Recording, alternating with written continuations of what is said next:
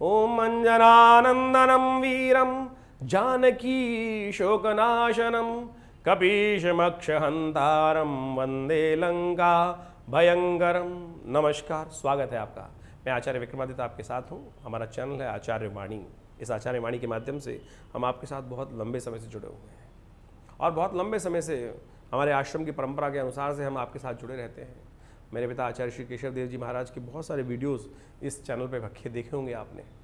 और इस आश्रम की स्थापना आज से करीब 60 साल पहले मेरे पिता आचार्य श्री केशव देव जी ने करी और उन्हीं के ज्ञान प्रसार के अनुसार से, उनके आशीर्वाद से हम आज भी भारतीय परंपराओं के अनुसार से भारतीय शोध संस्थान को आज भी कार्य कर रहे हैं सुंदर तरीके से।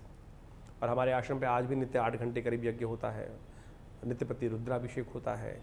हर रविवार को बहुत विशाल भंडारे इत्यादि समय पर हम करते रहते हैं। और उसी श्रृंखला में हमने जो आश्रम की तरफ से विभिन्न शास्त्र पुस्तकों का रचना करी है, विभिन्न शास्त्र शोध किए हैं, उसी के माध्यम से इस चैनल के माध्यम से आपके समक्ष ज्योतिष के विभिन्न रहस्यों को समय समय पर आपके समक्ष रखते रहते हैं। आज का विषय है वृषभ राशि वालों के लिए ये मंगल का जो परिवर्तन होने जा रहा है कैसा रहेगा। देखिए, मंगल का परिवर्तन समय परिवर्तनशील है, हर ग्रह परिवर्तन की तरफ जाता है, हर चीज़ परिवर्तन की तरफ जाती है।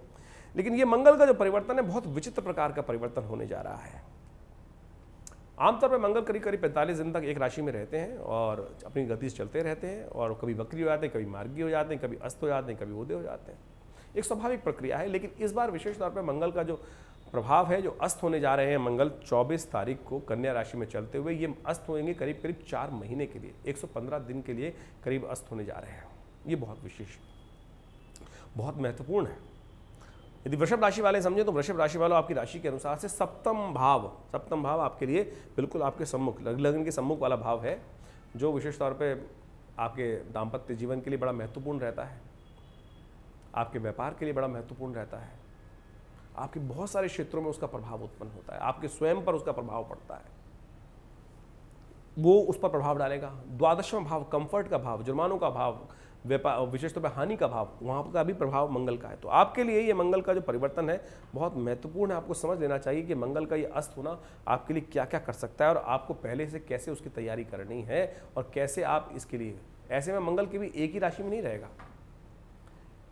मंगल 4 महीने तक जब करीब रहेगा, 115 दिन तक अस्त रहेगा, तो विभिन्न राशियों में जाएंगे। इस वक्त मंगल कन्या राशि में चल रहे हैं, जो 24 सितंबर को अस्त होने जाएंगे। अस्त का मतलब क्या है पहले वो भी समझ लें। सूर्य अपनी गति से चलते हैं, नित्य प्रति एक हर 30 दिन में एक राशि करीब पार कर लेते हैं, एक अंश चलते हुए। तो उस हिसाब से चलते चलते सूर्य विशेष तौर पे एक गति से पूरे सोलर सिस्टम का व्यवस्था चलती रहती है। ये हमने माना है। हमने अपनी गति, अपनी पृथ्वी की गति को सूर्य को प्रदान कर दी है। वैसे विज्ञान ये कहता है कि सूर्य स्थिर है, लेकिन हमने अगर अपने आप को मूव मान लेते, पृथ्वी पर मान ले ज्योतिष गणनाओं करते हुए, तो हम सूर्य की गति, हमने अपनी गति सूर्य को दे दी है। तब हमने अपने को स्थिर माना है, तब हमने सूर्य की गति को उसको बना दिया कि हमने अपने आप को स्थिर माना है कि सूर्य, तो वहां पर ज्योतिष गणनाओं के अनुसार से इसको ऑप्ट किया गया है। सूर्य स्थिर है, लेकिन अब हमने पृथ्वी की गति को सूर्य की गति पर परिवर्तित कर दिया, सूर्य गति मान ली है उसके अनुसार से। तो यानी सूर्य जो है, जो पृथ्वी जो गति है वो ऐसे मान ली गई है और उसके हिसाब से ये प्रभाव चल रहा है। जब मंगल और सूर्य की आपस में जो प्रभाव है वो 17 अंश के आसपास आ जाता है। 17 अंश में मंगल अस्त हो जाते हैं सूर्य के पास आने पर। और हुआ क्या है कि इधर या उधर, यानी आगे या पीछे 17 अंश तक जब तक रहेंगे तब तक वो अस्थिर रहेंगे। अब ये हुआ क्या है, 4 महीने तक यही चलना है कि मंगल आगे चलते जाएंगे, सूर्य आगे उनके पीछे भी चलते चले जाएंगे। उनके आगे पहले जो मंगल है वो पीछे रहेंगे, फिर सूर्य आगे चले जाएंगे, तब जाकर वो गति का परिवर्तन आने के योग बनेंगे। तो ऐसे में जो मंगल का प्रभाव है वो बहुत विशेष रहने वाला है। और जब वृषभ राशि वालों को समझो तो 6ठे भाव में, पंचम, 6ठा, 7वां, 8वां, इन भावों में, पंचम भाव यानी विद्या, बुद्धि, संतान, पुत्र, इन सब का भाव है। 6ठा भाव यानी रिपु भाव, 6ठा भाव यानी रोग का भाव। और उसके बाद 7वां भाव, जहां आपकी स्वयं की राशि पड़ी हुई है, आपकी विशेष तौर पे हम बात कर रहे हैं कि मंगल की स्वयं की राशि पड़ी हुई है। वहाँ पर भी मंगल का प्रभाव आएगा। वो पत्नी का भाव, पति का भाव माना जाता है, जीवन साथी का भाव माना जाता है, व्यापार का भाव माना जाता है, जुए का भाव माना जाता है, द्वंद्वात्मक स्थिति का भाव माना जाता है, फिर अष्टम भाव जो मृत्यु का भाव माना जाता है, बंधन का भाव माना जाता है, जेल का भाव माना जाता है। इन सब में इसका परिवर्तन रहेगा और बड़ा महत्वपूर्ण रहेगा, आपको समझ लेना चाहिए। बाकी ग्रह परिवर्तन हो, ऐसे में सूर्य भी साथ साथ चलते रहेंगे, इनके इन सब भावों में उनका भी प्रभाव उत्पन्न करता रहेगा सूर्य भी। तो ऐसे में सूर्य को आपको समझना चाहिए है क्या, करने क्या जा रहे हैं। मंगल साक्षात भगवान शिव है। कुछ ज्योतिषी गण लोग आज भ्रांति फैलाते हैं, ऐसे ऐसे शब्दों का उच्चारण करते हैं। एक ज्योतिषी जी महाराज ने अभी कुछ दिन पहले बोल दिया, बहुत सारे आज की तारीख में टाइटल, ऐसा टाइटल लिखे जाते हैं, वो गाली देते हैं एक तरह से। सूर्य विशेष तौर पर लिख दे दिया, मंगल हो गया अंधा। मंगल शिव हैं, शिव के अंश हैं। महाराज आप भगवान को गाली दे रहे हैं। मंगल वीरभद्र हैं, भगवान शिव के पसीने से जब पृथ्वी पर पड़ा और उससे वीरभद्र उत्पन्न हुए और उन्होंने जाकर दक्ष का यज्ञ विध्वंस किया। उस कार्य को संपादित करने के बाद भगवान ने उनको आकाश मंडल में स्थित किया वीरभद्र के मंगल के रूप में। तब से अंगारक चतुर्थी मंगल का जन्म दिवस है। मंगल का जन्म दिवस, मंगल और चतुर्थी, मंगलवार और चतुर्थी का संयोग पड़ता है, तब जाके अंगारक चतुर्थी बनती है। और ऐसे में वीरभद्र का जन्म, मंगल का जन्मदिवस मान लिया। धरतीपुत्र माना जाता है मंगल को, धरती का अंश माना जाता है मंगल को। तो ऐसे में लोग जो इस प्रकार के टाइटल यूज कर रहे हैं कि मंगल हो गया अंधा, आप भी समझ के जाके देख लेते हैं भाई। ऐसे लोगों के साथ में वो ज्योतिष नहीं, ज्योतिष का कुछ और करने का प्रयास कर रहे हैं। केवल आप ज्योतिष को वास्तविक रूप में समझने का प्रयास करें। ज्योतिष व्यवसाय नहीं है, ज्योतिष एक वास्तविक तौर पे एक ऐसा प्रभाव है कि व्यक्ति को समझाने का प्रयास किया जा रहा है कि भाई आपके समय में ये होने के योग हैं, आप इसको ऐसा करके ठीक कर सकते हैं। ये दिशा में चोर लुटेरे बैठे हैं, इधर से ना निकलो, इधर से निकल जाओ। गूगल देखते हैं ना आप, इधर भीड़ है भैया, इधर से इधर निकल जाओ।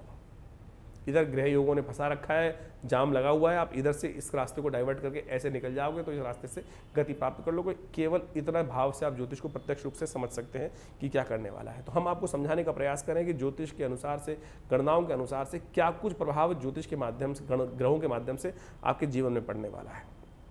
24 सितंबर को मंगल अस्त होंगे करीब करीब शाम को 5:30 बजे, और 16 जनवरी तक अस्त चलेंगे करीब करीब रात्रि के 9:54 तक। ऐसे में मंगल का प्रभाव बड़ा विचित्र रहेगा आपके ऊपर। तभी सितंबर में चल रहे हैं, इस वक्त मंगल कन्या पंचम भाव में चल रहे हैं, और ऐसे में पंचम भाव में मंगल का चलना, अस्त हो जाना, ऐसे में आपके लिए कुछ समस्याएं उत्पन्न कर सकता है। बहुत सावधानी के साथ आपको काम करने की ज़रूरत है। आप में एंजाइटी बढ़ा सकता है मंगल, आपकी रातों को, नींदों को परेशान कर सकता है। आपकी नींद बार बार टूटने की स्थिति बन सकती है मंगल के प्रभाव के कारण से। ऐसा मंगल का आपके संतान पर कष्ट आने के योग बन सकते हैं। आपकी बुद्धि में नेगेटिव विचार ज़्यादा हो सकते हैं मंगल के अस्त होने के बाद से। तो आपको इन सब चीज़ों को ठीक करने का प्रयास करना चाहिए। ऐसे में विशेष तौर पर आप अपने आप को ठीक करने के लिए सुंदर तरीके से व्यवस्था बनाने का प्रयास कीजिए, तो आपको बहुत अच्छे से रहेगा। एक बात और ध्यान रखिएगा, आपके साथ काम करने वाले लोग, आपके अनुचर, आपके खासतौर पर हिस्सेदार लोग, उनसे सावधान रहने की ज़रूरत है आपको खासतौर पर।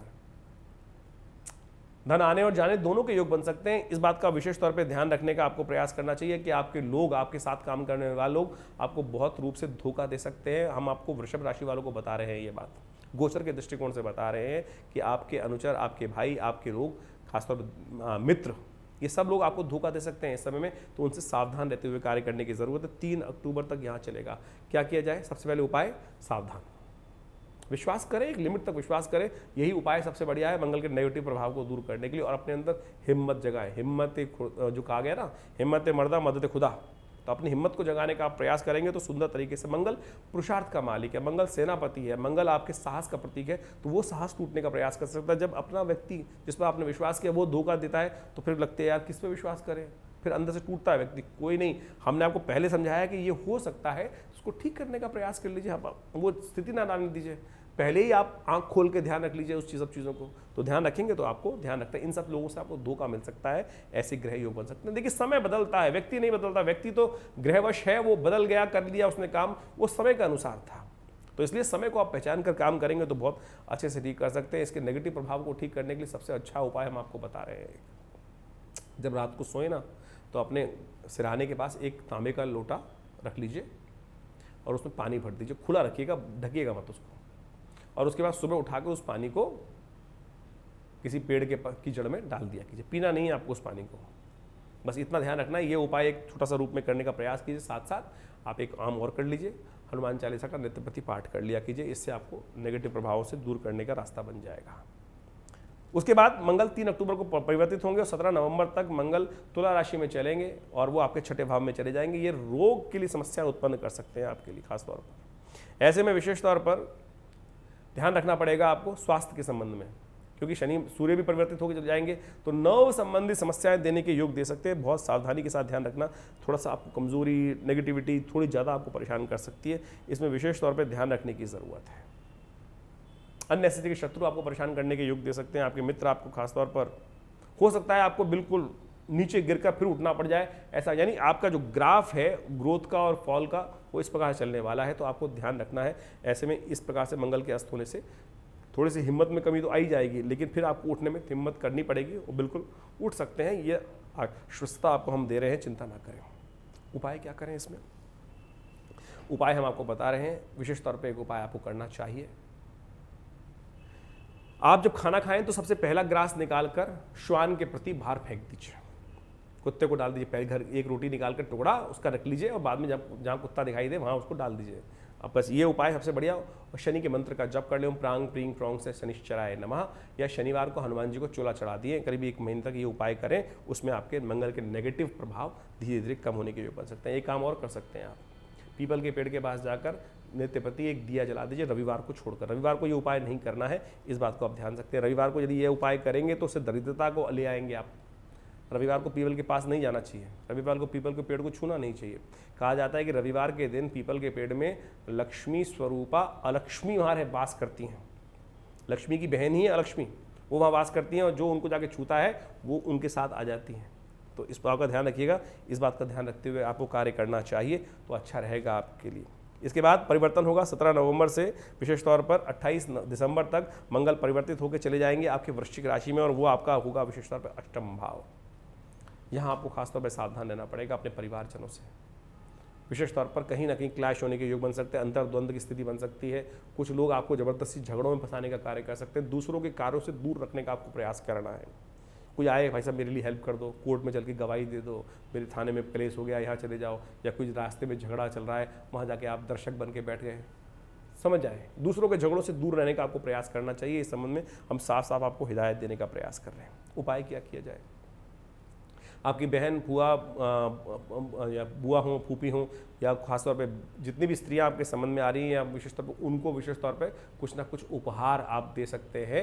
वो लाल रंग के वस्त्र या विशेष तौर पर मंगल से संबंधित चीज़ें, मीठे गुड़ से बनी हुई मिठाइयाँ उनको दे सकते हो। ये सब उपाय कर कर आप अपने कष्टों को दूर कर सकते हो। तो ये संबंध में बहुत अच्छा सा लग सकता है। या किसी मंदिर में आप एक काम कर सकते हैं, कंस्ट्रक्शन वाली जो चीज़ें हैं वो आप दान कर सकते हैं। मिट बदरपुर हो गया, विशेष तौर पे सैंड हो गई, ये सब चीज़ें दान करने का आप प्रयास कीजिए, बहुत सुंदर होगा आपके लिए। एक काम और कर सकते हैं आप, एक विशेष तौर पर चांदी का बर्तन घर में रख लीजिए और उससे पानी पीने की व्यवस्था या खाने की व्यवस्था उसमें रख लीजिए। इससे भी इस मंगल के नेगेटिव प्रभाव को ठीक करने के लिए आप सुंदर रास्ता बना सकते हैं। इसके बाद मंगल का परिवर्तन होगा 28 दिसंबर से, वो परिवर्तन की तरफ जाएंगे और वो जाएंगे आपके लिए आपके धनु राशि में।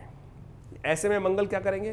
मंगल में आपको बंधन, कॉन्ट्रैक्ट में कहीं ना फंसा सकते हैं। कोई ना कोई व्यक्ति, आपने किसी को जवान दे दी और वो आपको बस बोले आपने जवान दी थी और आपने कहीं ना कहीं गारंटी दे दी, श्योरिटी दे दी, कहीं ना कहीं वहाँ फंस सकते हैं। तो उस चीज़ों में आपको बचते हुए चलने की ज़रूरत है। इन सब चीज़ों को ध्यान रखते हुए ध्यान रखें।